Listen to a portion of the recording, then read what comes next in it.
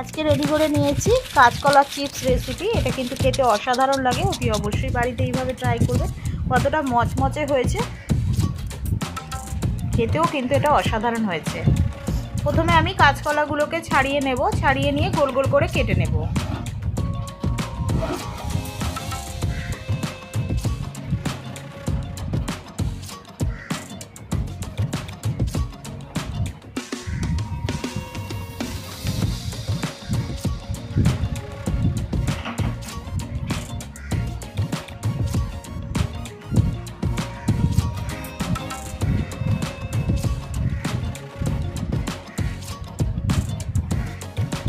ছাড়ানো হয়ে গেছে, এবার আমি গোল গোল করে কেটে নিচ্ছি।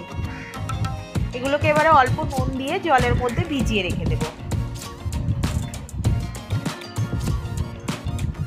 প্রায় 10 থেকে 15 মিনিট মতো ভিজিয়ে রাখবো। দেখতেই পাচ্ছেন গোল গোল পাতলা পাতলা করে কেটে নিয়েছি, জল থেকে তুলে নিয়েছি। এবার এর মধ্যে দিয়ে দিচ্ছি হাফ চা চামচ মতো লঙ্কার গুঁড়ো, এটা ঝাল আছে লঙ্কার গুঁড়োটা দিয়ে ভালো করে মাখিয়ে নিচ্ছি।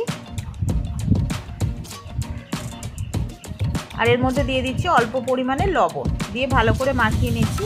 এখানে তেল বসিয়ে দিয়েছি, তেলটা গরম হয়ে গেছে। আমি এবারে চিপস করার জন্য যেটা রেডি করে রেখেছিলাম কাঁচকলাটাকে, সেটা আমি দিয়ে লো টু মিডিয়াম ফ্লেমে রেখে ভালো করে এগুলোকে লালচে লালচে করে ভেজে নেব।